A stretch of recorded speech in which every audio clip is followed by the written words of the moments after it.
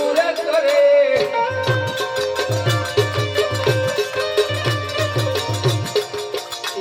મારો ઘણો જાનો રાય એની નજરું રે રાખે